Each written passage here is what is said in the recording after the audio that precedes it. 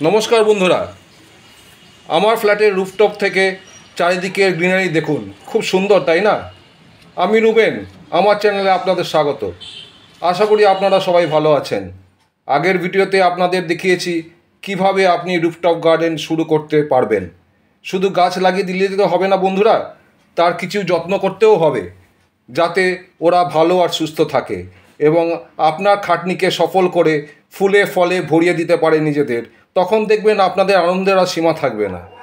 এই শীতে সময় ফুল গাছে কী ফার্টিলাইজার দিতে হবে তা আপনাদের আজ বলবো। শীতের সময় লিকুইড ফার্টিলাইজারের মধ্যে সবথেকে ভালো মাস্টার্ড কেক আর কাউডাং কেকের ফার্টিলাইজার। আজ মাস্টার্ড কেকের ফার্টিলাইজার তৈরি কি করে করতে হয় এবং তার ব্যবহার করতে হয় আপনাদের তা দেখাবো। মাস্টার্ড কেকের সময় সর্ষে জিনিসটা খুব গরম, তাই শীতের শুরুতেই যদি গাছের মাটিতে আগে দেয়া যায় তাহলে শীতের সময় বাইরে ঠান্ডা থাকলেও মাটি গরম থাকবে। এটা ইউজ করলে গাছে ইনসেক্টস, অ্যাংস, ভাইরাস, ব্যাকটেরিয়া সমস্যার থেকে রেহাই পায়। এটা দিয়ে কীটনাশক তৈরি হয়। এই দেখুন সর্ষের বীজ, আর এই হলো আপনার সর্ষের খোল বা কেক।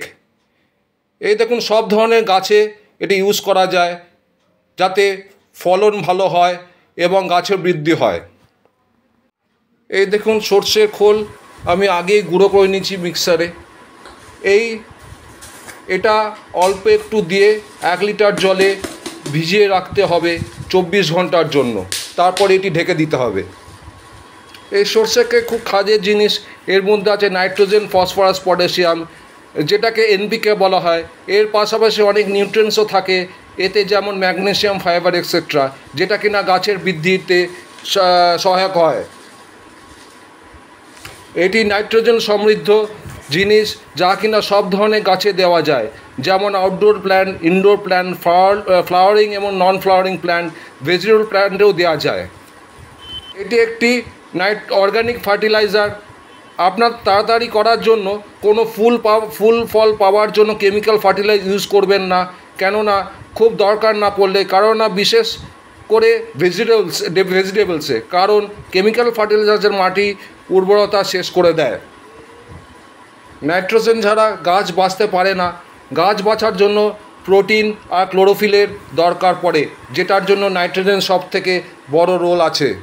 ভিজিয়ে রাখার 24 ঘন্টা পরে দেখুন এই অবস্থায় আসে। এবার এটাকে অন্য একটি পাত্রে ঢেলে দিয়ে যা জল ছিল তার 10 গুণ জল এর সঙ্গে মিশিয়ে গাছের সঙ্গে অ্যাপ্লাই করতে হয়। ডাইরেক্টলি এটা মিশিয়ে দিলে গাছ নষ্ট হয়ে যাবে, কারণ এটা খুব কড়া হয়ে থাকে।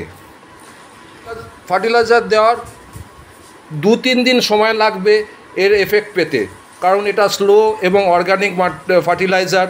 মাটির সঙ্গে মিশে এই গাছে এফেক্ট আসতে মিনিমাম 4-5 দিন বা 3-4 দিন সময় লাগে।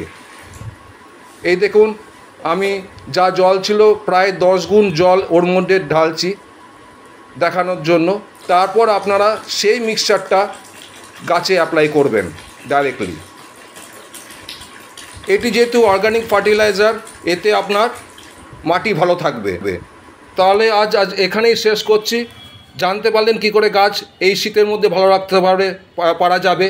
বাই বন্ধুরা, আবার দেখাবে নেক্সট ভিডিওতে। আপনারা ভালো থাকবেন আর সুস্থ থাকবেন।